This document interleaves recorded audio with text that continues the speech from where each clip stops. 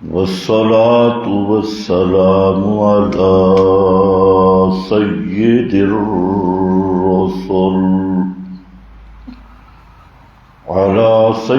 الرسل وخاتم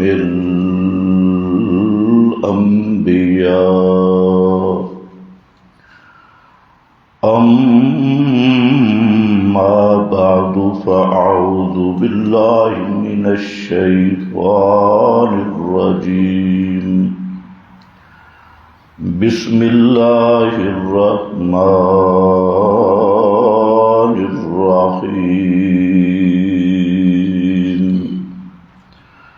إنك ميت وإنهم ميتون. سبحان ربك رب العزة عما يصفون وسلام على المرسلين والحمد. گزشتہ بیان میں آپ حضرات نے نبی مکرم صلی اللہ علیہ وسلم کی وفات مبارکہ کے متعلق چند باتیں عرض کی تھیں کہ آپ صلی اللہ علیہ وسلم کی وفات امت کے لیے سب سے بڑا حادثہ اور سب سے بڑا سانحہ تھا، جس کو برداشت کرنا انتہائی مشکل ترین تھا. اس لیے اللہ رب العزت نے اصحاب رسول صلی اللہ علیہ وسلم کی تربیت فرمائی اور آپ کی وفات مبارکہ کے لیے ذہن تیار کیا تاکہ یہ صدمہ برداشت ہو سکے. اس میں ایک چیز یہ رہی کہ آپ صلی اللہ علیہ وسلم کی وفات مبارکہ کی علامات ذکر کی. وفات سے پہلے متعدد علامات گزشتہ بیان میں نے ذکر دی. آج بھی اسی بیان کا بقیہ ہے کہ نبی کریم صلی اللہ علیہ وسلم کی وفات مبارکہ، اس کے احوال. تو آپ صلی اللہ علیہ وسلم کو اللہ رب العزت نے حج کے بعد اتنی خبر دے دی کہ یہ آخر وقت شروع ہو گیا. اسی طرح سورہ النصر کے نزول کے بعد خود اسی صورت میں آپ کی وفات کے اشارات دیے. پھر یہ واضح بات ہے کہ آپ کی بعثت کا مقصد تھا دین توحید کا اتمام اور اکمال. تو جب اکملت لکم دینکم نازل ہو گئی تو غور سے دیکھا جائے تو اس میں بھی آپ صلی اللہ علیہ وسلم کی وفات مبارکہ کا اشارہ موجود ہے. تو بہرحال بات بتائی، سرگوشی فرمائی، اس میں بھی اپنی وفات کی طرف اشارہ فرمایا اور حضرت فاطمہ رضی اللہ تعالی عنہا کو تسلی دی. اسی طریقہ سے آپ صلی اللہ علیہ وسلم نے اور بھی بعض ایسی چیزیں فرمائیں جو آپ کی وفات کی طرف اشارہ تھی اور یہ خبر اللہ کی طرف سے آپ کو مل چکی تھی۔ تو انہی میں آپ صلی اللہ علیہ وسلم نے انہی چیزوں میں سے ایک چیز یہ بھی ذکر کی، یہاں بخاری شریف میں ہے کہ انہو لم یقبض نبی قط حتی یری مقعدہ من الجنہ ثم یحیی او یخیر۔ پھر آپ نے فرمایا کہ اللہ کے کسی نبی پر بھی موت آنے لگے، لم یقبض نبی قط، کبھی کسی پیغمبر پر موت نہیں آئی، حتی یری مقعدہ من الجنہ، حتیٰ کہ وہ دیکھ لے اپنا ٹھکانہ جنت والا۔ لم یقبض، اب یہ بخاری شریف پہلا جانے لوگ اس حدیث کو کیوں نہیں پڑھتے اور صحیح سند کے ساتھ ہے اور کوئی ادھر ادھر کی کتابیں بھی نہیں۔ ہر پیغمبر جس پہ بھی موت آنے لگے تو اللہ رب العزت اس کو جنت کا ٹھکانہ دکھاتی ہیں، پھر ثم یخیر، پھر اس کو اختیار دیا جاتا ہے۔ یہ اختیار بھی اعزازی اکرامن اعزازن اختیار ملتا ہے کہ دنیا میں رہنا چاہتا ہے یا جنت کے اس مقام پر آنا چاہتا ہے۔ تو آپ صلی اللہ علیہ وسلم نے یہی فرمایا، فلما اشتکا، حضرت عائشہ فرماتی ہیں کہ جب آپ بیمار ہوئے، وحضرہ القبض، اور آپ کی موت کا وقت قریب آیا، وراسہ علی فخذ عائشہ، اور آپ کا جو سر مبارک تھا وہ حضرت عائشہ رضی اللہ تعالی عنہا کی گود میں تھا، فخذ عائشہ، تو غشی علی، آپ پر غشی طاری ہوئی۔ غشی کس کو کہتے ہیں؟ بے ہوشی کو۔ غشی علیہ، آپ پر غشی طاری ہو گئی، بے ہوشی طاری ہوئی۔ وراسہ علی فخذ عائشہ غشی علی، فلما افاقہ، تو جب آپ کو افاقہ ہوا تو آپ نے چھت کی طرف دیکھا، نحو سقف البیت، گھر کی چھت، اس کی طرف اوپر دیکھا۔ ثم قال، پھر فرمایا، اللہم فی الرفیق الاعلی، اللہم، یہ دعا ہے، یا اللہ، اللہم فی الرفیق الاعلی الحقنی بالرفیق الاعلی، اللہ مجھے رفیق کے اعلی میں پہنچا دے۔ تو آپ نے یہ دعا فرمائی۔ ثم قال، فقلت اذن، جب اللہ کے محبوب نے یہ بات کی چھت کی طرف اشارہ کر کے کہ اللہم الحقنی بالرفیق الاعلی، تو حضرت عائشہ فرماتی ہیں میں نے کہا لا یجاورنا، اب اللہ کے محبوب ہمارے پڑوس میں نہیں رہیں گے، ہمارے پڑوس میں، لا یجاورنا، مجاورت پڑوس، گوارڈ، اب آپ ہمارے پاس نہیں رہیں گے۔ فعرفت انہ، پس میں نے پہچان لیا کہ وہ حدیث جو نبی پاک صلی اللہ علیہ وسلم یحدثنا وہو صحیح، آپ بیان کرتے تھے، کیا وہ بیان کرتے تھے؟ لم یقبض نبی قط حتی یری مقعدہ من الجنہ، یہ جو آپ فرمایا کرتے تھے کہ ہر پیغمبر کو یہ کہا جاتا ہے جنتی ٹھکانہ دکھا کر کہ آپ جہاں رہنا چاہتی ہیں یا وہاں آنا چاہتی ہیں، تو حضرت عائشہ فرماتی ہیں کہ میں سمجھ گئی اسی حدیث سے کہ اب آپ بھی جنت میں جا رہی ہیں۔ جنت میں جانا چاہتے ہیں، دنیا میں رہنا نہیں چاہتے۔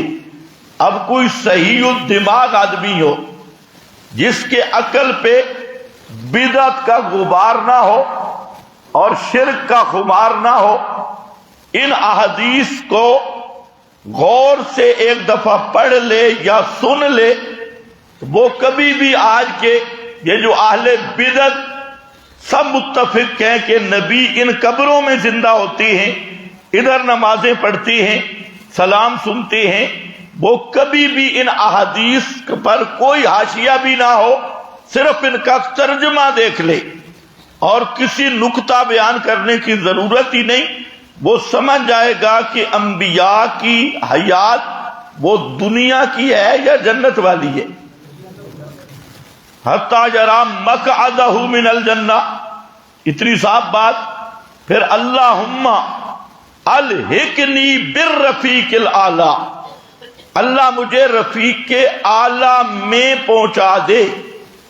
اور حضرت عائشہ کا ذرا فہم دیکھو، آپ کہتے ہیں اللہم الحقنی بالرفیق الاعلی، اور حضرت عائشہ دو باتیں فرما رہی ہیں۔ ایک کہ وہ جو حدیث آپ بیان کرتے تھے کہ ہر پیغمبر کو جنت کا ٹھکانہ دکھایا جاتا ہے، ثم یخیر، تو وہ حدیث اب پوری ہونے والی ہے، یعنی آپ اب جنت میں جانے والے ہیں۔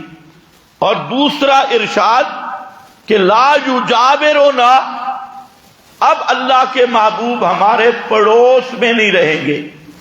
اب اسی کو ٹھنڈے دل سے سن لو کہ یہ آپ کی وفات کے بہت بعد فرما رہی ہے، کہ اس وقت میں نے یہ سمجھ لیا تھا، جب آپ نے یہ بات کی تھی تو آپ کی قبر مبارک کہاں ہے؟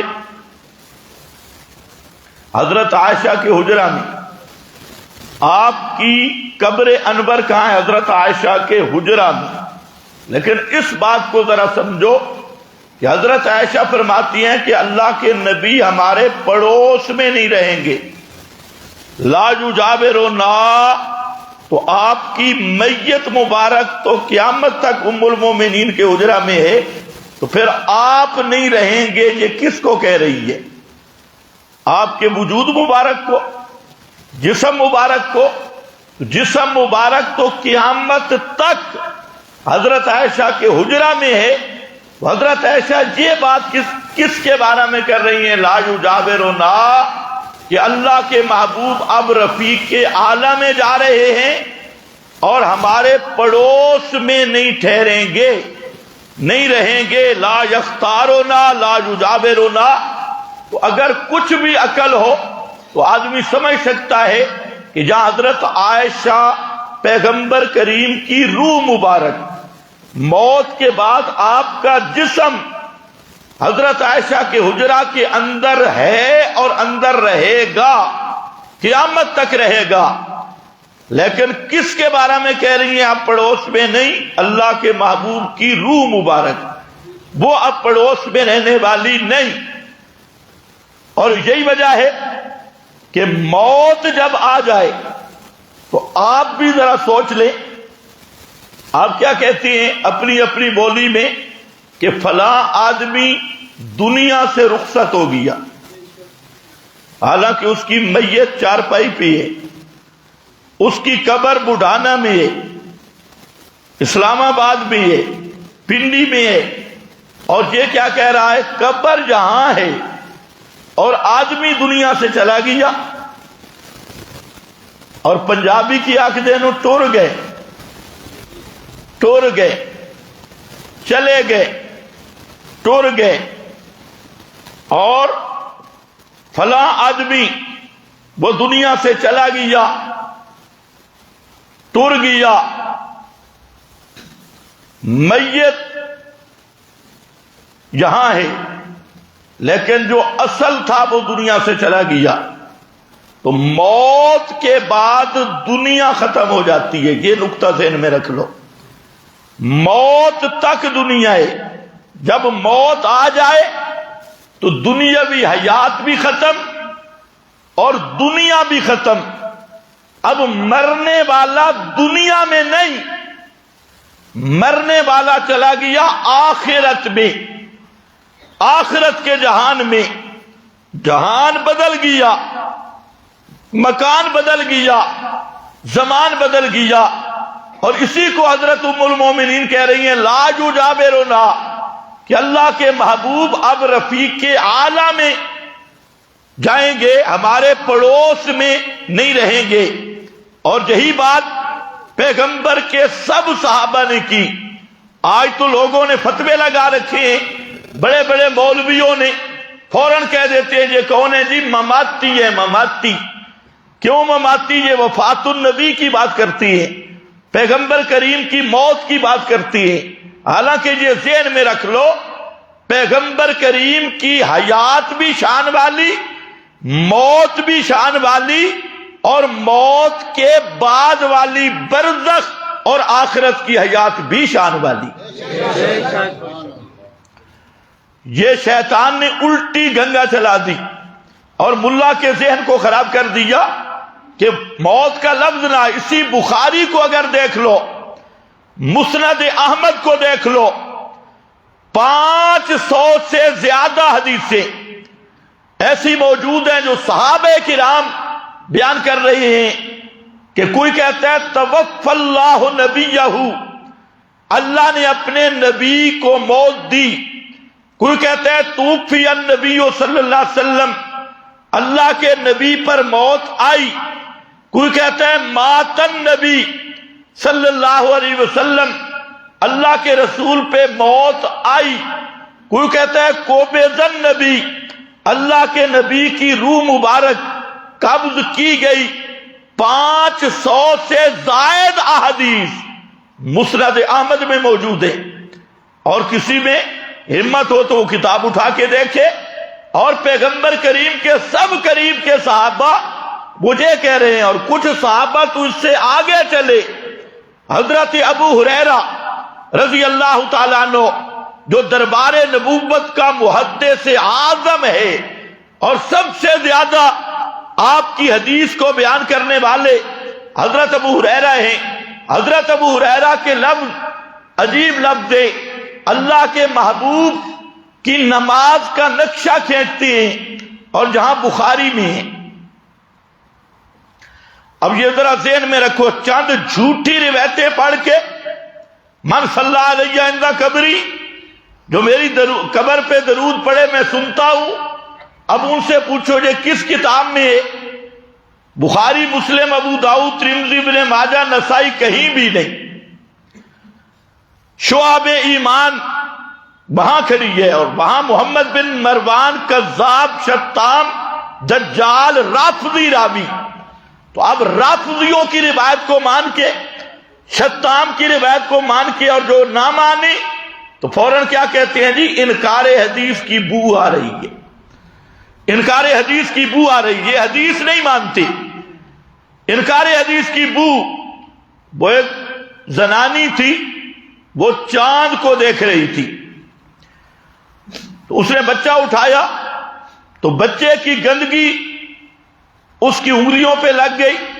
تو اب زنانیوں کی عادت ہے کہ جب چاند کو دیکھتی ہے تو یوں کرتی ہے، جب کوئی انوکھی چیز ہو تب بھی یوں ہاتھ لگاتی ہے۔ تو جب چاند نظر آئے تو اس نے کہا او چاند، وہ گندگی انگلی پہ تھی تو کہتی ہے چاند تو ہے لیکن ہے ذرا جلا ہوا، بدبو آ رہی ہے۔ وہ چاند سے بدبو نہیں تھی، بدبو اس کی اپنی انگلی پہ لگی ہوئی تھی، اور اس نے سمجھا چاند بدبودار ہے۔ تو آج ایسے بھی ملا پیدا ہو گئے کہ جھوٹی روایتیں بیان کرنے کو اپنا مذہب اور دین سمجھتی ہیں، اور جو صحیح پیغمبر کے فرمان ہیں اور بخاری مسلم میں صحیح اسانید کے ساتھ، اور پھر سند کے بعد ان کی تائید اللہ کی کتاب قرآن سے ہوتی ہے، قرآن ان کی تصدیق کر رہا ہے، ایسے فرمودات رسول کا تو کھلے عام انکار کریں گے۔ اور جو جھوٹی رافضیوں کی بنائی ہوئی روایتیں، ان کا اگر کوئی حقیقت بتا دے تو فوراً کہتی ہے اور دیکھو جی یہ تو منکر حدیث ہے، ہم تو حدیث ماننے والے۔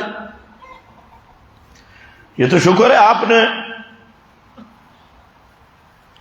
قرآن کو قرآن سمجھ لیا ہے، ورنہ پورے اس وقت میں صاف کہتا ہوں منبر اور محراب میں 99% جھوٹ چل رہا ہے، 99% جھوٹ تجارت چل رہی ہے۔ 1% اگر آپ کو سچ مل جائے تو غنیمت جانو، اور وجہ یہ ہے کہ اب دین بیان کرنے والے ان میں اکثر تاجر بن گئے، اکثر تاجر بن گئے۔ یہی بات ہے، حضرت تھانوی رحمت اللہ علیہ نے ایک بات لکھی، بڑی عجیب بات ہے۔ انہوں نے فرمایا اگر بدعات ختم کرنی ہے اور صحیح سنت کو لانا ہے تو مولویوں کو بدعات کی فیسیں دینا چھوڑ دو۔ بہترین نسخہ ہے۔ مولوی کول والی بدعت کرے، مولوی کو 1 ٹکا نہ دو۔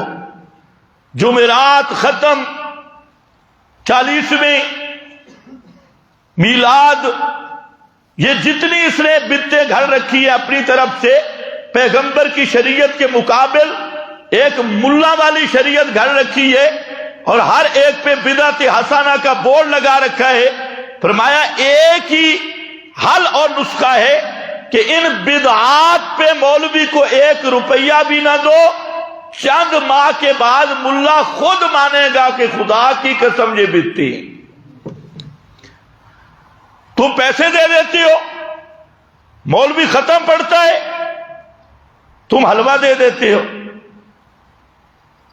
مرغے کھلاتے ہو، کٹ وے کھلاتے ہو۔ اب اسے کیا غرض ہے کہ تمہاری ماں جنت میں جائے جہنم میں جائے، اس کی جہنم تو پوری ہو گئی، اس کا پیٹ تو بھر گیا۔ یہاں قریب کا ایک آدمی میرے پاس آیا، کبھی کبھی اب بھی جمعے میں آتا ہے، تو مجھے کہتا ہے کہ ختم پڑھنا ہے، ختم شریف۔ میں نے کہا بہت اچھے، کیوں؟ کہتے میری والدہ فوت ہو گئی اور میں نے اردا گرد پتہ کیا، مجھے بتایا کہ جہاں مدرسہ ہے اور میں نے آپ کا نام بڑا سنا ہے، تو میں کہتا ہوں کسی بڑے مولوی سے ختم دلواؤ۔ ان کا بہت اچھے، بیٹھ گیا۔ خیر لمبی بات ہے، وقت بڑا کم ہے، میں نے اسے 2-3 بات کی، ویسے تو بہت کی، آپ کو جو بتا رہا ہوں 2-3۔ میں نے اسے پہلے پوچھا کتنے پیسے دے گا؟ تو کہتے ہیں مولانا جتنے آپ کہیں، اللہ نے مجھے بہت کچھ دیا ہے، میں کھلائے گا کیا؟ کہتے ہیں جو چیز آپ کہیں۔ میں نے کہا اچھا ختم کے لیے تو زیادہ پیسے لگتے اور کھانا بھی، اس میں فلاں چیزیں، وہ تیار ہو گیا۔ اس نے کہا بالکل ٹھیک ہے، وہ خرچہ جو تھا وہ لاکھوں میں جا رہا تھا۔ میں نے کہا اب بات میری سن لیں، یہ جو آپ نے خرچے کا اسٹیمیٹ ہے، آپ کیا چاہتے ہیں کہ آپ کی ماں کو ثواب ہو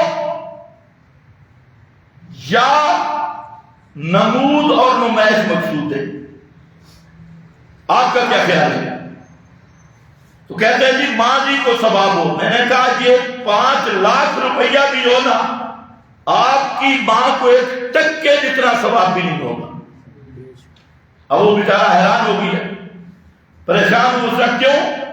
میں نے کہا جو طریقہ آپ کر رہا ہے کہ یہ میرے نبی کی شریعت میں ہے ہی نہیں کہ حافظوں کو اکٹھا کر لو، مولویوں کو اکٹھا کر لو اور ان کو روٹیاں دو، ان کو فیسیں دو، ان کو پیسے دو اور ان کی مٹھی جیب گرم کرو اور ختم ہو گیا اور ماں بخشی گئی۔ میں نے کہا 1 ٹکے جتنا بھی فائدہ نہیں ہوگا، ذرا بھی فائدہ نہیں ہوگا۔ آپ کی مرضی ہے، میں آپ کو بات بتا رہا ہوں، ختم پڑھائے گا یہ مربع یا ختم، یہ خالص بدعت ہے، اور لعنت تو آپ کے گھر میں آئے گی، رحمت نہیں آئے گی۔ رحمت سنت پہ آتی ہے۔ اب وہ بیچارہ ناراض بھی ہوا، کہتے میں نے تو سمجھا آپ بڑے مولوی ہیں۔ میں نے کہا کہ آپ کو غلط فہمی ہو گئی، بات صاف یہی ہے جو میں نے بات بتائی ہے، اور اگر نمود اور نمائش کا مقصد ہے تو پھر ادھر ادھر بڑے مدارس سے آپ وہاں جائیں. جو مسئلہ تھا میں نے آپ کو بتا دیا. ہاں ایک صورت ہے کہ یہی رقم یہی پیسہ یہ آپ کسی غریب مستحق کو دے دیں اور یہ نیت کریں کہ اس کا ثواب میری والدہ کو پہنچے, یا کسی مسجد میں دے دیں, کسی صدقہ جاریہ میں دے دیں, بشرطے کہ وہ صحیح کام ہو اور یہ نیت کریں کہ ثواب میری والدہ کو پہنچے. میں نے کہا اس طرح تو بالکل ٹھیک ہے, لیکن یہ مولویوں اور طالب علموں کو بلا کے دعوت کر کے اور یہ ختم پڑھا کے اور بدعات پہ یہ اگر کرے گا تو کوئی ثواب نہیں ملے گا. اب مسئلہ یہ ہے کہ ہم وہ جو 5-6 لاکھ اگر میں لے لیتا, کیا خیال ہے مجھے نقصان تھا دنیا میں؟ بھائی ہمارے ساتھ بھی تو پیٹ لگا ہوا ہے, کسی کام آتی, لیکن اس بیچارے کا ستیہ ناس تھا اور ہمارا بھی ستیہ ناس تھا. یہ دنیا کیا ہے؟ دنیا تو ختم ہونے والی ہے. اور ما یاکلون فی بطونہم الا النار, جہنم کا سودا ہے. حضرت تھانوی رحمت اللہ علیہ نے ایک یہ عجیب بات, اور لوگ بھی عجیب ہیں, ہم ان کے مال کو بھی بچاتے ہیں. 5 لاکھ لے لے تو راضی ہیں, نہ لے تو ناراض ہیں. یہ تو ختم بھی نہیں مانتا, یہ تو فلاں بھی نہیں مانتا.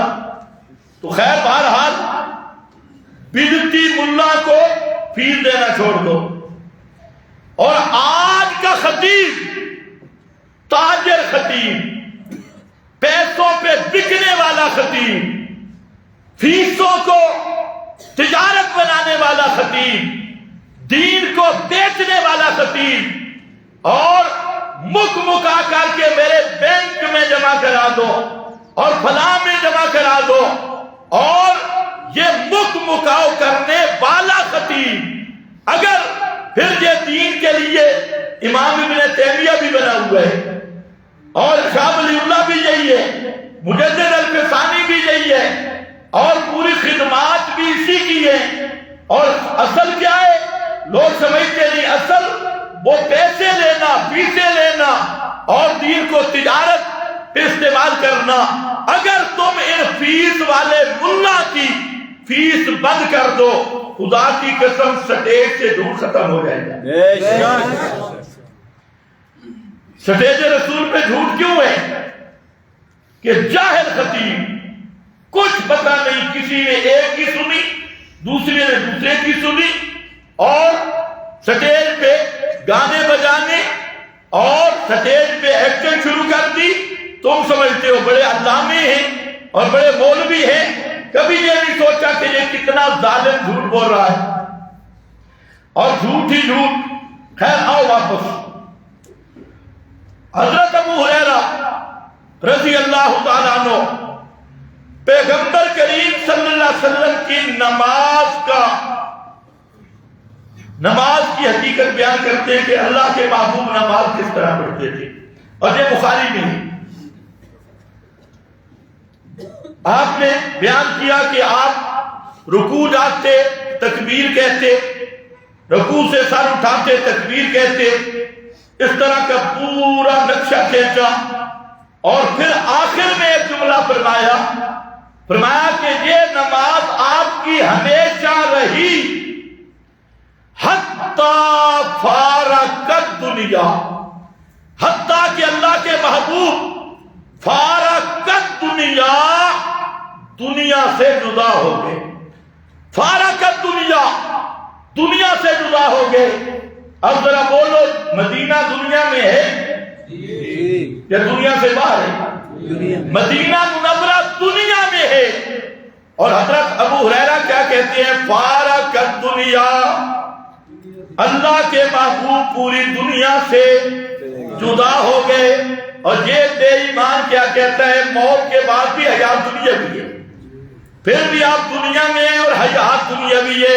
حضرت ابو ہریرہ کہتے ہیں فارقت دنیا, اللہ کے محبوب موت آئی, دنیا سے جدا ہو گئے, پھر مسلم شریف کی حدیث ہے، دیکھا ایک بکری بھونی ہوئی تھی، کچھ لوگ کھا رہے تھے، حضرت عائشہ کی بھی ہے اور حضرت ابو ہریرہ کی بھی، وہاں پر بھی لفظ یہی آئے کہ خرج من الدنیا فارق الدنیا، اللہ کے محبوب سالم دنیا چھوڑ کے چلے گئے۔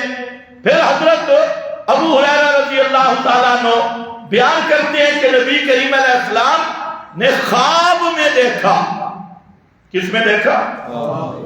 خواب میں دیکھا کہ زمین کے خزانے وہ آپ کو دکھلائے گئے، اور وہ کیا خزانے تھے؟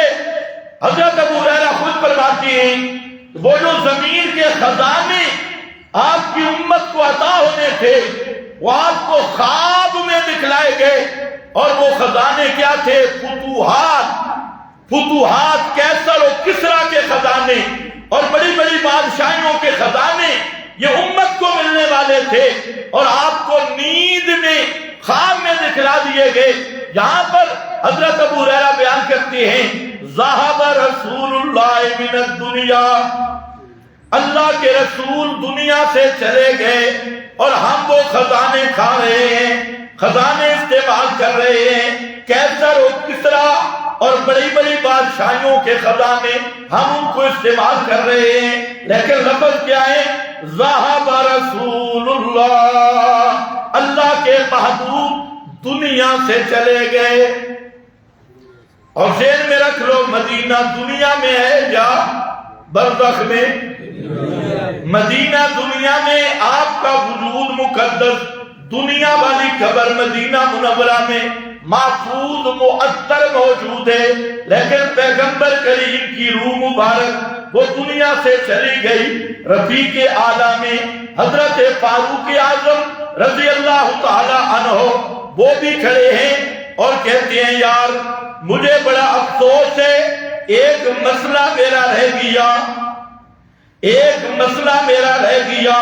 نبی کریم علیہ السلام نے اتنا تو فرمایا تھا کہ 6 چیزیں ہیں، الہنتا بالہنتا والشعیر بالشعیر، 6 چیزیں گندم بدلے گندم کے، جو کے بدلے فلاں فلاں فلاں، یہ 6 چیزیں ان کے بارے میں آپ نے بتا دیا کہ یہ نقد و نقد لینی ہوں گی اور دست بردست لینی ہوں گی اور برابر برابر لینی ہوں گی، سواء بسواء۔ اگر ان میں ادھار کیا تب بھی سود بنے گا، اگر ان میں کمی اور زیادتی کی تب بھی سود بنے گا، یہ تو آپ نے فرما دیا۔ لیکن کچھ ایسے مسائل تھے اور ان مسائل میں اصل نہیں کہنا چاہتے ہیں کہ اس کی علت کیا تھی، ان 6 چیزوں میں اصل علت کیا تھی وہ تھی میں پوچھ نہیں سکا۔ خرج رسول اللہ من الدنیا ولم یبین لنا ابواب الربا، اللہ کے محبوب سالم دنیا سے چلے گئے اور سود کے مسئلے میں نے کچھ پوچھنے تھے وہ رہ گئے۔ اور کر رہے ہو نہیں؟ جی کون ہے؟ حضرت عمر رضی اللہ تعالی عنہ۔ غور سے سنو، غور سے۔ حضرت عمر کہتے ہیں اللہ کے رسول دنیا سے چلے گئے اور میرے مسئلے رہ گئے، میں نے مسئلے پوچھنے تھے، کچھ اکر ہو تھوڑا سا۔ یہ جو آج کا شیخ الحدیث کہتا ہے کہ میں پاکستان سے بیٹھ کر آپ سے مشورہ بھی کرتا ہوں، اور یہ جو آپ کے وہ پیلے رومال والا ملا وہ روزے پہ جا کے مشورہ کرتا ہے کہ بلاول اور مریم کے ساتھ آگے کیسے چلنا ہے، اور آدھا گھنٹہ وہاں کہتا ہے مشورہ ہوتا ہے روزے اقدس پہ، ایمان سے بتائیں۔ فاروق اعظم تو رو رہے ہیں کہ میں مسئلہ نہیں پوچھ سکا، اور پیغمبر کریم دنیا سے چلے گئے، فاروق اعظم تو مسئلہ نہیں پوچھ سکتے۔ اور آج یہ دجالی اور طاغوتی ملا چاہے اپنے آپ کو دیوبندی کہلوائے یا بریلر کہلوائے، یہ آج طاغوت اور دجال کے پجاری یہ اگر کہیں ہم پیغمبر کریم سے مشورے بھی پوچھتے ہیں، یا بیت کے مسئلے بھی پوچھتے ہیں، علم بھی حاصل کرتے ہیں۔ اگر یہ بے ایمان اور گمراہ نہیں تو پھر دنیا میں کوئی بے ایمان اور گمراہ موجود ہی نہیں ہے۔ دین کے ساتھ تماشا بنایا۔ حضرت عثمان بیٹھے، موضوع نہیں بولنا، وفات النبی۔ حضرت عثمان رضی اللہ تعالیٰ عنہ، حضرت فاروق اعظم آئے، مشکات پڑھ رہا ہوں، اور آ کر سلام کیا۔ حضرت عثمان پریشان تھے آپ کی وفات کی وجہ سے، خاموش رہے، کوئی جواب نہیں دیا۔ حضرت عمر نے حضرت ابو بکر صدیق کو شکایت کی کہ حضرت عثمان نے تو میرے سلام کا جواب ہی نہیں دیا۔ حضرت صدیق اکبر بھی ساتھ چلے، حضرت عثمان کے پاس آئے اور پوچھا حضرت عثمان سے کہ کیوں آپ نے سلام کا جواب نہیں دیا؟ اب جملہ سننا۔ حضرت عثمان کہتے ہیں واللہ ما شعرت، اللہ کی قسم مجھے کوئی پتہ نہیں کہ میرے پاس حضرت عمر آئے بھی ہیں یا نہیں آئے۔ یہ زندہ عثمان ہے اور ہے بھی اللہ کا ولی، اور ولی بھی وہ جس کو پیغمبر نے بار بار جنتی قرار دیا۔ ایک دفعہ نہیں، کئی مرتبہ حضرت عثمان کو میرے نبی نے فرمایا عثمان فی الجنہ، عثمان جنتی ہے۔ یہاں تک کہ پیغمبر نے منبر پہ کہہ دیا ما ضر عثمان ما عمل بعد اليوم، عثمان ربط قلوب اس درجے پہ پہنچ چکا ہے ایمان کے کہ ما ضر عثمان، اب عثمان ایسا کوئی عمل کر ہی نہیں سکتا جو عمل عثمان کے لیے نقصان دہ ہو، ایسا کوئی عمل نہیں کر سکتا۔ حضرت عثمان پیغمبر نے گارنٹی دے دی، حتیٰ کہ آخری وصایا میں، وہ بھی تھوڑا سا بیان کروں گا، اسی میں حضرت نبی کریم علیہ السلام فرماتے ہیں کاش آج ایک آدمی میرے پاس ہوتا۔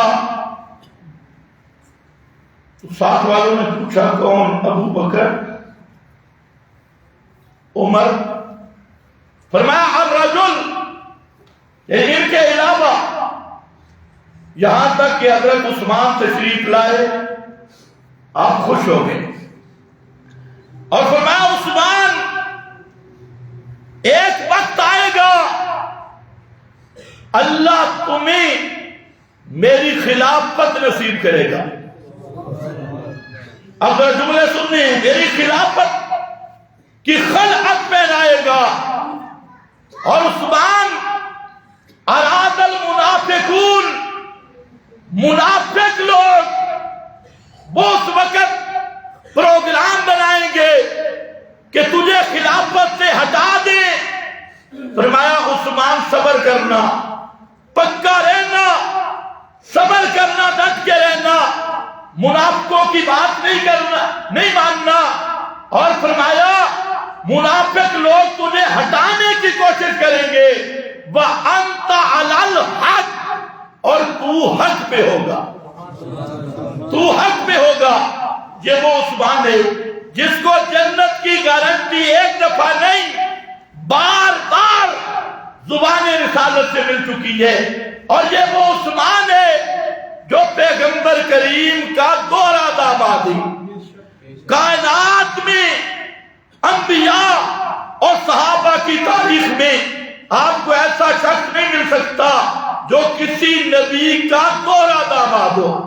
یہ واحد حضرت عثمان ہے آسمان کے نیچے زمین کے اوپر جو پیغمبر کریم کا دوہرا داماد عثمان، اور دوہرا داماد کیا، ایک بیٹی پیغمبر کی آپ کی نکاح میں وہ فوت ہوئی، پیغمبر کریم نے دوسری بیٹی آپ کے نکاح میں دی، اور جب وہ فوت ہوئی پیغمبر نے فرمایا عثمان اگر میری 40 بیٹی بھی ہوتی اور ایک ایک کر کے وفات پاتی جاتی تو میں 40 بیٹی بھی عثمان تجھے دیتا. کتنا رفض کا ظلم ہے اور تم کتنے مظلوم ہو کہ آج حضرت علی رضی اللہ تعالیٰ عنہ ان کی محبت ہمارا ایمان ہے، ان کی عزت و توقیر ایمان ہے، لیکن مراتب کا فرق کرنا ضروری ہے. اگر مراتب درجات کا فرق نہ ہو اسی کا نام زندگی ہے. علی ہمارے سینوں کی ٹھنڈک ہے اور پیغمبر نے فرمایا علی لا یبغضک الا منافق، تجھ سے بغض رکھنے والا منافق ہی ہو سکتا ہے، وہ مومن نہیں ہو سکتا. ساری باتیں حق ہیں، لیکن حضرت عثمان کا وہ مقام ہے جہاں حضرت علی بھی نہیں پہنچے. آج کل تو بیان کرنا مشکل. حضرت علی دورے داماد ہیں، آپ کے داماد ہیں، لیکن دورہ داماد کون ہے؟ حضرت عثمان ہے. یہ صرف شرف حضرت عثمان کو ملا، اور عثمان وہ ہے پیغمبر کریم تشریف فرمائے، حضرت ابو بکر عمر بڑے بڑے اجلہ صحابہ موجود ہیں، اور آپ کی یہ پنڈلی مبارک، یہ پنڈلی ساتھ یہاں سے کپڑا ہٹائے اور حضرت عثمان آئے تو آپ نے یہ کپڑا نیچے کر لیا تو بعض روایات کے اندر لفظ ہے، صحابہ حیران ہوئے کہ یا رسول اللہ ہم بیٹھے تھے، ابو بکر عمر بھی بیٹھے تھے، آپ نے یہ کپڑا نیچے نہیں کیا ساکھ سے پنڈلی سے اور اب نیچے کر لیا. فرمایا ہاں ہاں اب وہ آیا ہے جس سے آسمان کے فرشتے بھی حیا کرتی ہیں. یہ وہ عثمان ہے جس سے فرشتے بھی حیا کریں. اور آج کہتا ہے واللہ ما شعرت، اللہ کی قسم مجھے کوئی پتہ نہیں کہ میرے پاس عمر آئے بھی ہیں یا رضی اللہ تعالی عنہ اجمعین آئے بھی ہیں یا نہیں، مجھے پتہ ہی نہیں. فرمایا کیوں؟ کہتے ہیں اللہ کے رسول پہ موت آ گئی اور میرا ایک مسئلہ رہ گیا. دیکھو صحابہ کو وہ پریشان ہے، قبر مدینہ میں اور مسئلہ پوچھنا ہے. حضرت عثمان وہ پریشان ہے اور فضل الرحمان مشورے کرے، ڈاکٹر طاہر القادری مشورے کرے، اور وہ قادری الیاس صاحب پگڑی والا وہ مشورے کرے بے ایمان. اور جہاں پر بیٹھ کے اور سارے کہیں جی وہ دیوبندی یہ بریلوی، یہاں دیوبند بریلوی کی کوئی مہر نہیں چلے گی، نہ دنیا میں نہ قیامت میں. قیامت میں بھی مہر چلے گی ما انا علیہ و اصحابی کی، اور دنیا میں بھی حق ہے ما انا علیہ و اصحابی. یہ فرقے ملا تو نے بنائے پیٹ پوجا کے لیے، ہم کسی فرقہ کے قائل نہیں، نہ دیوبندی تھے نہ بریلی. دیوبند کیا ہے کہ بریلی کیا ہے ہم نہیں جانتے ان فرقوں کو، ہم جانتے ہیں خدا کے قرآن کو، محمد عربی کے فرمان کو اور صحابہ کرام کو. ہم سے بات منوانی ہے، لاؤ قرآن، لاؤ محمد مصطفیٰ کا فرمان اور لاؤ میرے نبی کے صحابہ کا فہم. ہمت ہو، یہ فرقے تم نے بنائے اور مختلف مسجدیں تم نے تقسیم کی، ہم کوئی فرقہ واریت کے قائل نہیں. آؤ پچھلے دنوں ایک جگہ پہ تقریر ہوئی، بڑے حکومتی کالجیں بھی بڑے پریشان تھے، مولوی بڑا متشدد ہے. میں نے وہاں یہی تقریر کی کہ وَاعْتَصِمُوا بِحَبْلِ اللَّهِ جَمِيعًا وَلَا تَفَرَّقُوا، اور کئی چیزیں میں نے پیش کی کہ میں نے کہا آؤ ہماری دعوت تو ہے اتحاد پہ مبنی، امت کو ہم جوڑ رہے ہیں لیکن امت کو ویسے جوڑیں گے جیسے پیغمبر کریم نے جوڑا. پیغمبر نے اس طرح نہیں جوڑا کہ یہودی تم یہودی رہ کے میرے ساتھ ہو جاؤ، عیسائی تم عیسائی رہو حضرت عیسیٰ کو بھی پکارو میرے ساتھ بھی رہو، قبروں کو بھی پوجو میرے ساتھ بھی رہو، عزیر کو بھی ابن اللہ کہو میرے ساتھ بھی رہو، حبل لات منات عزا کو بھی پکارو میرے ساتھ رہو۔ نہیں، وہاں پیغمبر کریم نے اعلان کیا تعالوا الی کلمۃ سواء بیننا و بینکم اللہ نعبد الا اللہ۔ ساری امت کو جوڑنے والی چیز ہے خالص توحید۔ خیر آؤ، حضرت عثمان نے کہتے ہیں مجھے نہیں پتا چلا، ایک مسئلہ پوچھنا تھا، توجہ کرنا، مسئلہ یہ تھا کہ دین اسلام کے شعبے بڑے لمبا چوڑا معاملہ ہے، میں نے پوچھنا تھا کہ اصل نجات کس چیز پہ ہوگی، وہ کون سا نقطہ ہے نجات والا، یہ رہ گیا۔ حضرت صدیق نے بھی یوں نہیں فرمایا الانبیاء احیاء فی قبورہم، پریشان کیوں ہوتا ہے، نبی قبروں میں زندہ ہوتی ہے، چل پیارے پیغمبر کی قبر سے پوچھ لے کہ نجات کس سے ہوتی ہے، یا مراقبہ کر لے۔ آج تو مراقبہ بھی ایجاد ہو گئی ہے، مراقبہ آنکھیں بند کر کے بھی مردے کے ساتھ کیا ہو رہا ہے، مردے سے گپ شپ بھی آ رہی ہے، گپ شپ لگاتی ہے۔ یہاں آپ کے ترنول اسلام آباد کے چند مچھندر وہاں امام بخاری کی قبر پہ جا بیٹھی، وہاں پر سند عالی ہو رہی ہے اور امام بخاری سے بخاری کی سند اجازت لی جا رہی ہے۔ کیا دین کے ساتھ تماشا بنا رکھا ہے؟ یا حضرت عثمان ہے اور آگے عمر رضی اللہ تعالی عنہ اور حضرت ابو بکر صدیق رضی اللہ تعالی عنہ، وہ یہ نہیں کہتے کہ میرے نبی کی قبر سامنے ہے، جا کے ذرا پوچھ لو، فرماتے ہیں نہیں، پریشان ہونے کی ضرورت نہیں، وہ مسئلہ میں نے پیغمبر کریم سے پوچھ لیا تھا، وہ مسئلہ مجھے پتا ہے کہ نجات کس پہ ہوگی۔ فرمایا نجات ہوگی قیامت کے دن تو اسی کلمہ پہ ہوگی جو میرے نبی نے ابو طالب پر پیش کیا اور اس نے نہیں مانا، اور وہ کیا تھا، قُل لا الہ الا اللہ، اللہ کے سوا پکارے سننے والا کوئی نہیں، اسی کلمے پہ نجات ہوگی۔ یہ کس نے کہا؟ حضرت صدیق اکبر نے۔ تو بہرحال میرا بھائی واپس آ، حضرت عائشہ رضی اللہ تعالی عنہا فرماتی ہے جب آپ نے فرمایا اللہم الحقنی بالرفیق الاعلی، میں سمجھ گئی لا یجاورنا، اللہ کے محبوب اب ہمارے پڑوس میں نہیں رہنا چاہتے۔ اور حدیث سن بخاری کی، فرماتی ہیں کہ اللہ کے محبوب رفع یدہ او اصبعہ ثم قال، توجہ کرنا ہے، اللہ کے محبوب نے اپنا ہاتھ یوں بلند کیا، توجہ ہے نا جی، ایسے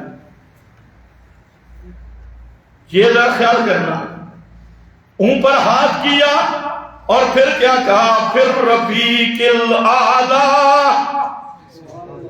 ہاتھ اوپر کر کے فرمایا اللہم، اے اللہ او مجھے ملا دے رفیق اعلیٰ میں۔ یہ ہاتھ اوپر کیوں کیا؟ بتانے کے لیے کہ رفیق اعلیٰ نیچے نہیں اوپر ہے۔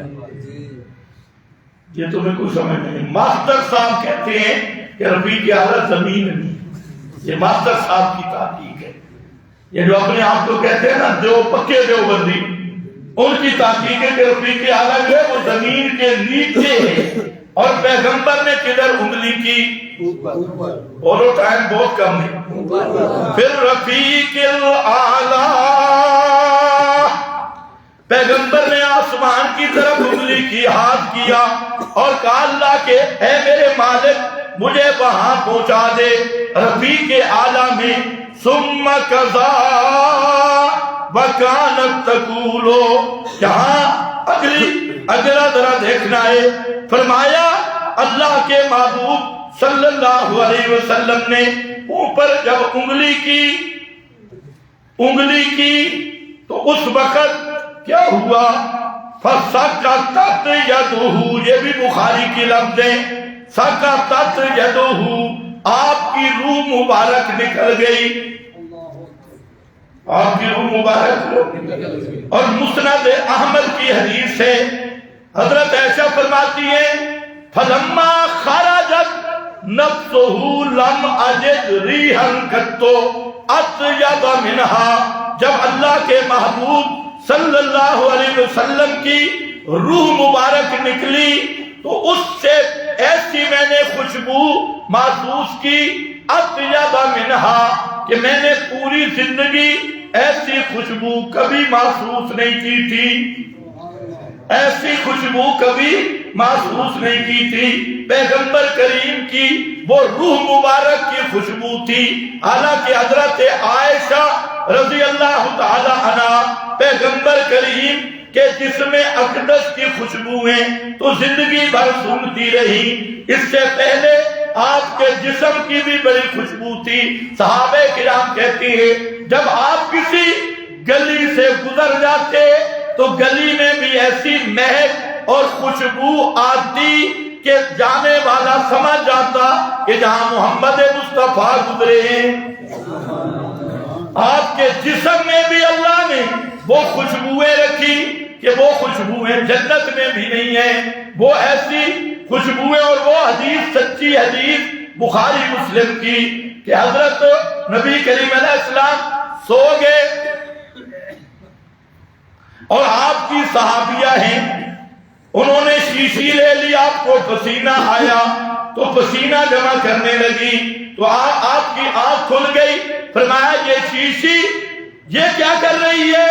تو اس نے کہا اللہ کے محبوب ہم غریب لوگ ہیں اور عید آ رہی ہے، لوگ خوشبوئیں لگاتے ہیں، ہمارے پاس تو خوشبو اور کوئی نہیں، لیکن آپ کا جو پسینہ ہے یہ ایسا خوشبودار ہے کہ اس کی خوشبو کا دنیا میں مقابلہ ہی کوئی نہیں ہے، اور جن کا پسینہ بھی خوشبو والا، جن کا وجود بھی خوشبو والا، یہ خوشبوئیں تو ساری زندگی حضرت عائشہ کو محسوس ہوئی، لیکن جب وفات کا وقت آیا فرماتی ہیں خوشبوئیں تو پہلے بھی بڑی تھی، لم اجد ریحا قط اطیب من، لیکن جب آپ کی مبارک روح نکلی اس وقت جو مجھے خوشبو آئی، اس سے پہلے ایسی خوشبو میں نے کبھی محسوس نہیں کی تھی۔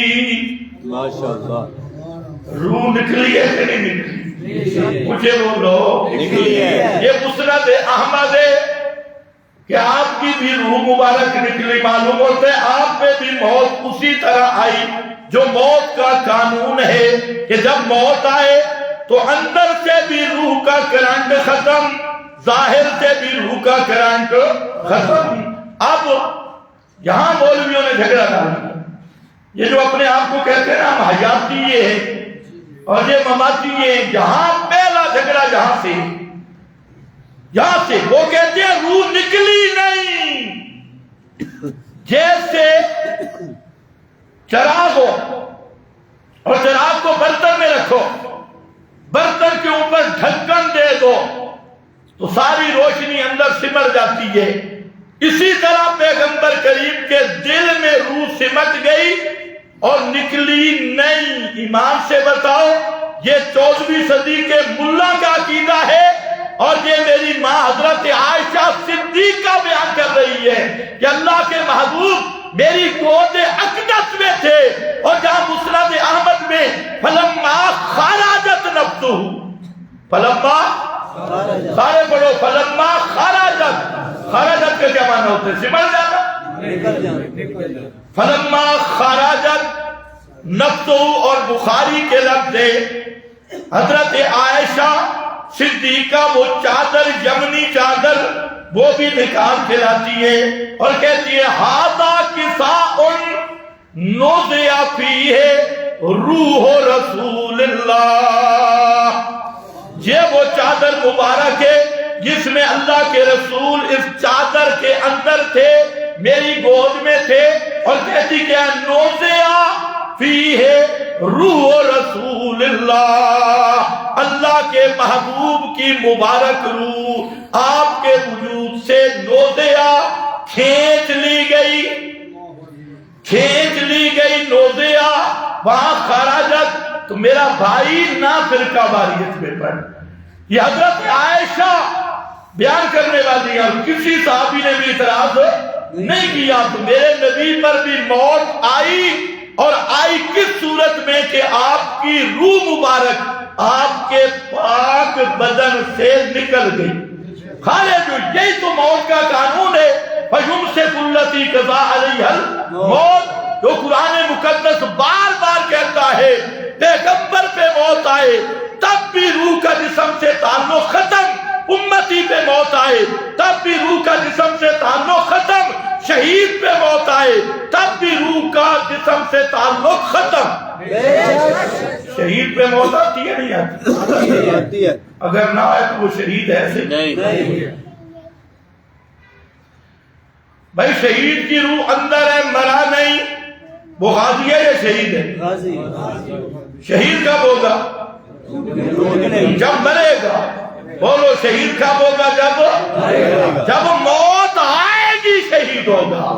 اور موت کا معنی جسم سے روح کا منقطع ہو جانا، کرنٹ ختم ہو جانا. اور پھر زندگی کہاں کی ہے؟ اسی لیے تو قرآن نے کہہ دیا احجاء عند ربہم.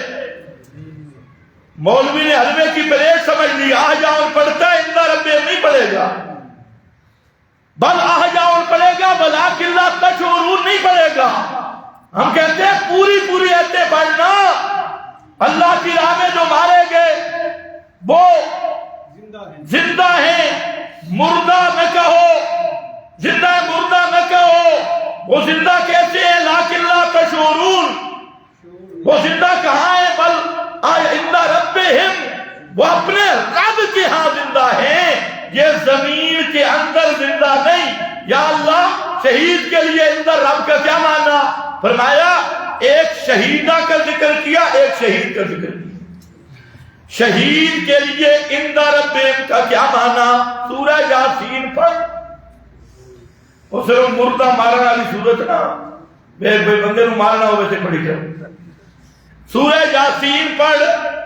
وہاں ایک آدمی ہے 3 نبیوں کا ترجمان بن کے کھڑا ہے، اللہ کی توحید بیان کر رہا ہے سورہ یاسین میں. حتیٰ کہ ان ظالموں نے اس آدمی کو قتل کیا، اور قتل بھی کیسے؟ اس کے وجود کو پاؤں کے نیچے روندنا شروع کیا، اس کی آنتیں بھی وجود سے باہر آ گئی، اس کا جسم ان کے پاؤں کے نیچے روندا جا رہا تھا. اوپر سے حکم آیا قیل ادخل الجنہ، قیل ادخل الجنہ، تیری جنت میں داخل ہو جا، جنت میں. یہ معنی ہے عند ربہم یرزقون. یہ جسم تو انطاکیہ شہر میں ان کے وجود، اس کا وجود تو ان کے پاؤں کے نیچے، پر جنت میں کون؟ صرف اس دل میں ہوتی ہے جس میں کامل توحید نہیں. ورنہ دنیا کیا چیز ہے؟ آج تک جتنے بیٹھے ہو، جتنا کھایا ہے، کوئی ذائقہ منہ میں ہے؟ جو گناہ کیے لذتے وجود پہ ہیں.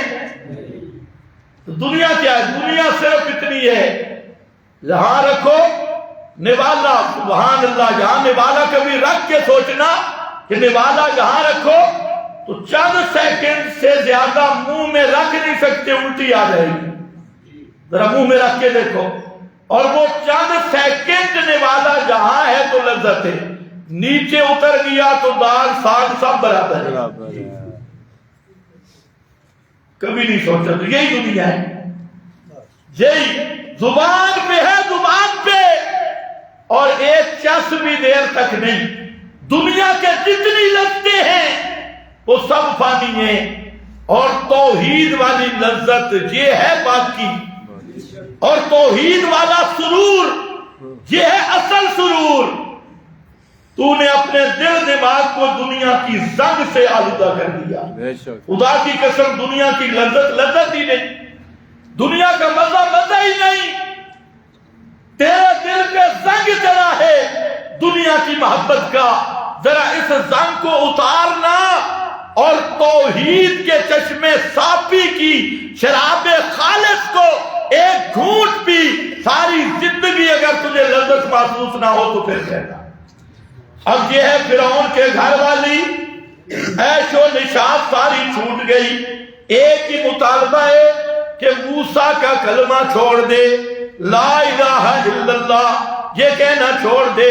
محل سامنے ہے فرعون کا اور اس کے کارندے اس کو میخیں ڈال رہے ہیں، کیل اس کے وجود میں میخیں ڈال رہے ہیں، اور وہاں وہ کھڈے پہ پڑی ہے، اور وہاں اتنے مطالبہ ہے کہ ایک دفعہ موسیٰ کا انکار کر دے ان کی دعوت کا اور فرعون کی ربوبیت کا اقرار کر لے۔ انہوں نے کہا تم پاگل ہو، جب تک سمجھ نہیں آئی تو نہیں آئی،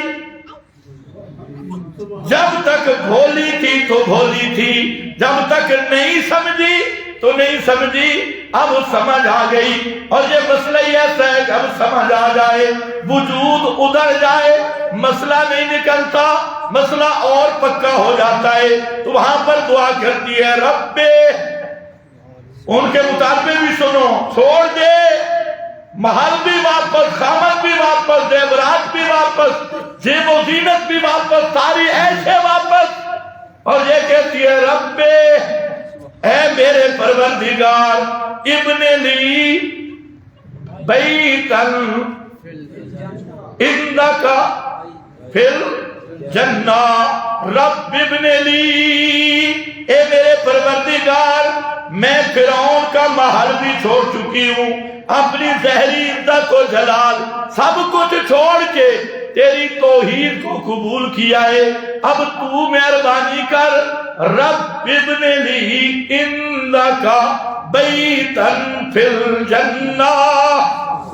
بیتن فی الجنہ، اے میرے پروردگار بنا دے تو میرے لیے، عندک، سارے پڑھو، عندک عند ربہم یرزقون، عندک عند ربہم یرزقون، یہ ہے عندہ، کیا ہے بیتن فی الجنہ،